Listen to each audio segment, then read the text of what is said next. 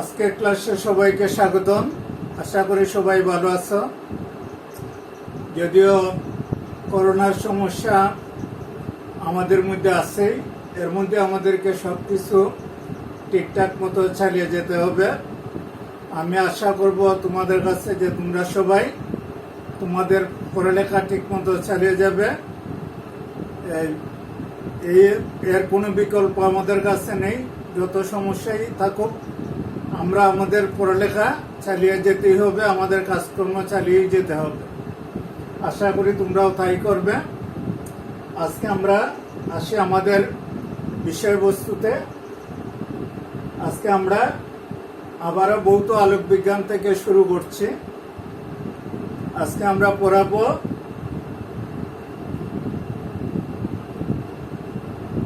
আলোর ব্যতিচার। আলোর ব্যতিচার, এটাকে বলে ইন্টারফারেন্স।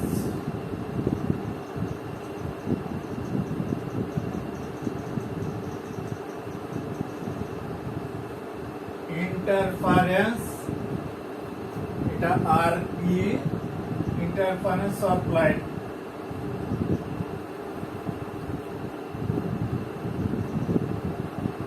আলোর ব্যতিচার। আলোর ব্যতিচার আলোচনা করার আগে আমাদেরকে আরেকটি জিনিস আলোচনা করতে হবে, সেটা হচ্ছে সুসংগত উৎস।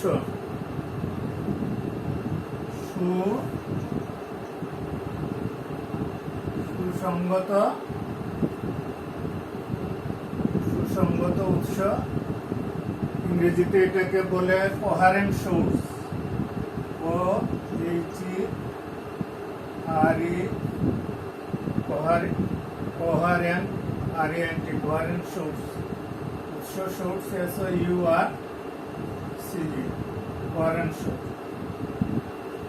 কোহারেন্ট সোর্স হচ্ছে যে দুটি উৎস থেকে যদি দুটি আলোক তরঙ্গ সমদশায় বা নির্দিষ্ট দশা পার্থক্যে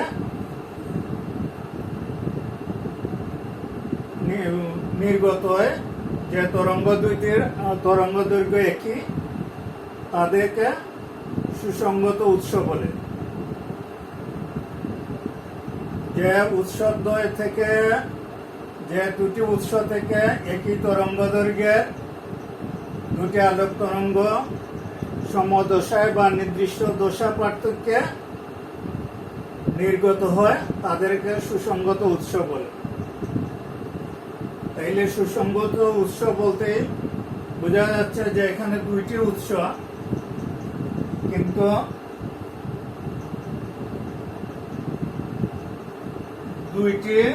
যে কোনো দুইটি উৎসকে আমরা সুসংগত উৎস বলতে পারি না, কারণ যে কোনো একটা উৎস থেকে, উৎসের পরমাণু থেকে তার তরঙ্গ নিঃসৃত হয়। এই তরঙ্গ কখনো অন্য উৎসের তরঙ্গের মতো হতে পারে না। অর্থাৎ দুটি ভিন্ন উৎস থেকে যে আলোক তরঙ্গ নির্গত হয়, তাদের মধ্যে নির্দিষ্ট দশা পার্থক্য রাখা সম্ভব হয় না। যে কারণে আলোর ব্যতিচার সংক্রান্ত বিভিন্ন পরীক্ষা নিরীক্ষায় দেখা গেছে যে একটি উৎস থেকে, একটি আলোক উৎসকে বিভক্ত করে দুটি সুসংগত উৎস তৈরি করা হয়। যেমন একটা আলোক উৎসকে যদি পুরো দুইটি ছিদ্রের মধ্য দিয়ে প্রবেশ করানো হয়, তখন আমরা যে দুটি আলোক উৎস পাই, সেগুলাকে বলে সুসংগত উৎস। তাইলে আলোর ব্যতিচারটা কি জিনিস এখন আমরা আলোচনা করি। যে কোন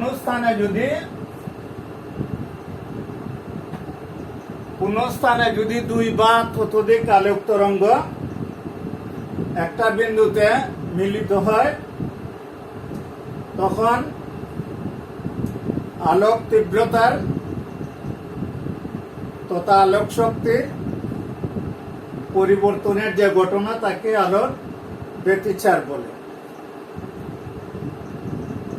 তাইলে দুটি উৎস থেকে যদি অভিন্ন দুটি তরঙ্গ, অর্থাৎ যাদের তরঙ্গ দৈর্ঘ্য এবং বিস্তার সমান, এ ধরনের দুটি তরঙ্গ নিঃসৃত হয়, এই তরঙ্গ দুটি যদি কোনো বিন্দুর উপর আপতিত হলে ওই বিন্দুর তীব্রতা বৃদ্ধি পাবে, ওই বিন্দুর লব্ধি তীব্রতা তরঙ্গ দুটির আলাদা আলাদাভাবে তরঙ্গ দুটির তীব্রতা তার চেয়ে বেশি হবে অথবা কম হবে। আমি আবারও বলছি যে দুইটি উৎস থেকে যদি দুইটি ভিন্ন তরঙ্গ, অর্থাৎ অভিন্ন তরঙ্গ, ভিন্ন না, দুইটি উৎস থেকে যদি অভিন্ন দুইটি তরঙ্গ, অর্থাৎ যাদের তরঙ্গ দৈর্ঘ্য এবং বিস্তার সমান, এ ধরনের দুটি আলোক তরঙ্গ যদি কোনো বিন্দুতে আপতিত হয়, তখন ওই বিন্দুর তীব্রতা, ওই বিন্দুর লব্ধি তীব্রতা ওই তরঙ্গ দুটির প্রত্যেকটি তীব্রতার চেয়ে বেশি হয় অথবা কম হয়। এই যে ঘটনা, এই ঘটনাটাকেই বলে আলোর ব্যতিচার। এখন ওই বিন্দুর যদি লব্ধি তীব্রতা তরঙ্গ দুটির পৃথক পৃথক তীব্রতার চেয়ে বেশি হয়, তখন ওই বিন্দুতে গঠনমূলক ব্যতিচার সৃষ্টি হয়। আবার যদি ওই বিন্দুর লব্ধি তীব্রতা ওই তরঙ্গ দুটির প্রত্যেকটি তীব্রতার চেয়ে কম হয়, তাইলে এখানে ধ্বংসাত্মক ব্যতিচার সৃষ্টি হয়। তাহলে আমরা ব্যতিচারের সংজ্ঞাটা এভাবে দিতে পারি। আমরা যদিও ব্যতিচার আলোচনা করলাম, ব্যতিচারের সংজ্ঞাটা হইল যে দুটি সুসংগত উৎস থেকে নিঃসৃত দুটি আলোক তরঙ্গের উপরিপাতনের ফলে কোনো বিন্দুর তীব্রতা বৃদ্ধি পায়, আবার কোনো বিন্দুর তীব্রতা হ্রাস পায়। অর্থাৎ কোনো স্থানে, ওই স্থানে কোনো তলে আলোক উজ্জ্বলতা এবং অন্ধকার অবস্থার সৃষ্টি হয়। এই ঘটনাকে আলোর ব্যতিচার বলে। অর্থাৎ ওই স্থানে আলোর তীব্রতার এই পর্যায়ক্রমিক তারতম্যকে আলোর ব্যতিচার বলে। আমি আবারও বলছি, দুটি সুসংগত উৎস থেকে নির্গত দুটি তরঙ্গের কোনো বিন্দুতে উপরিপাতনের ফলে ওই বিন্দুর তীব্রতা কখনো বৃদ্ধি পায়, আবার কখনো হ্রাস পায়। তাইলে ওই স্থানের কোনো তলে আলোক উজ্জ্বল এবং অন্ধকার অবস্থার সৃষ্টি হয়।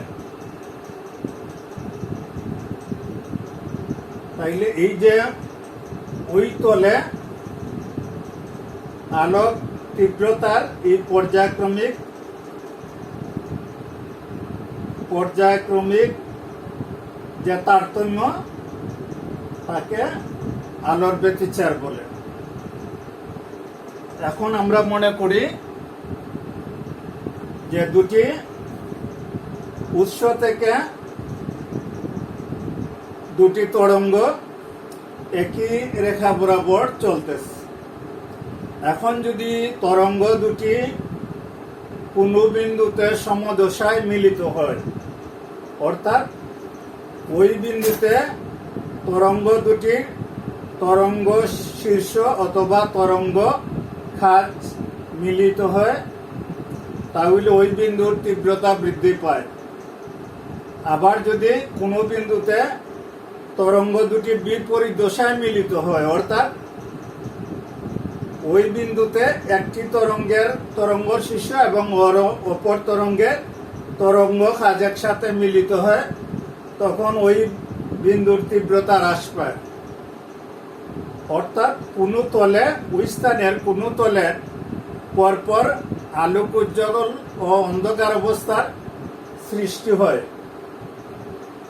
এই ঘটনায় অর্থাৎ ওই স্থানে ব্যতিচার সৃষ্টি হয়। তাইলে আমরা বুঝলাম ব্যতিচার কাকে বলে। এখন এই ব্যতিচার দুই ধরনের, একটাকে বলে গঠনমূলক ব্যতিচার আর একটাকে বলে ধ্বংসাত্মক ব্যতিচার।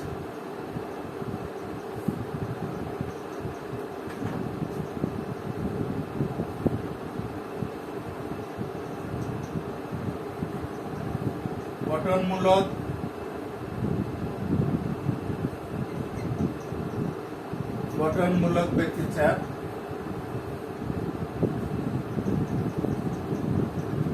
ইংরেজিতে এটাকে বলে কনস্ট্রাকটিভ ইন্টারফারেন্স।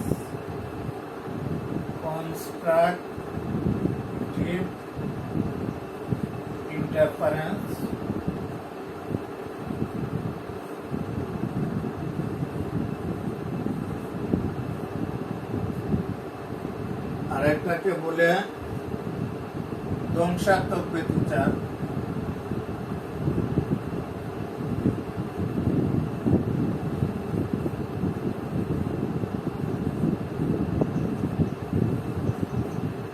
ইংরেজিতে এটাকে বলে ডিস্ট্রাকটিভ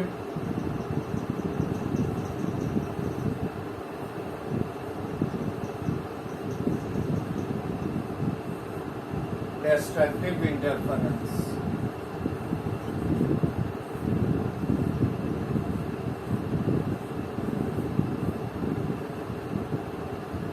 কনস্ট্রাকটিভ ইন্টারফারেন্স হচ্ছে যে দুটি সুসংগত উৎস থেকে নিঃসৃত দুটি আলোক তরঙ্গের উপরিপাতনের ফলে যদি কোনো বিন্দুর তীব্রতা বৃদ্ধি পায়, তখন তাকে গঠনমূলক ব্যতিচার বলে। অর্থাৎ কোনো বিন্দুর তীব্রতা বৃদ্ধি পায় মানে ওই বিন্দুর ঔজ্জ্বল্য বৃদ্ধি পায়। আবার দুটি সুসংগত উৎস থেকে নির্গত দুটি তরঙ্গের উপরিপাতনের ফলে যদি কোনো বিন্দুর তীব্রতা হ্রাস পায়, অর্থাৎ ওই বিন্দুটি অন্ধকার বা প্রায় অন্ধকার হয়ে যায়, তখন তাকে ধ্বংসাত্মক ব্যতিচার বলে। এখন আমরা ব্যতিচার,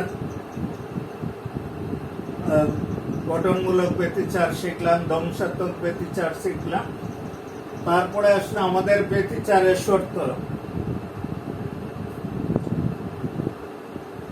ব্যতিচার, তাইলে আমরা ব্যতিচার আলোচনা করতে গিয়ে আমরা শর্তগুলা অলরেডি আলোচনা করা হয়ে গেছে। অর্থাৎ ব্যতিচার ঘটার জন্য কি কি শর্ত আছে, ঘটার জন্য যে শর্তাবলী, এটা হচ্ছে যে আলোক তরঙ্গ দুটি নিঃসৃত হবে তারা সুসংগত উৎস থেকে, যে উৎসদ্বয় থেকে আলোক তরঙ্গ অদ্বয় নিঃসৃত হবে তারা সুসংগত উৎস হতে হবে।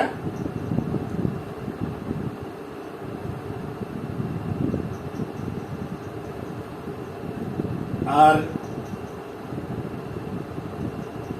তরঙ্গ দুটি সুসংগত উৎস হবে এবং উৎসদ্বয় খুব কাছাকাছি থাকতে হবে এবং উৎসদ্বয় খুব সূক্ষ্ম হতে হবে এবং যে দুটি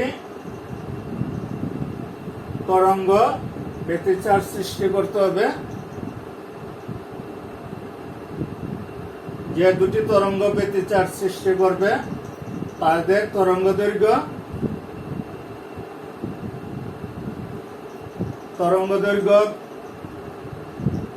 একই হতে হবে। তাহলে আমরা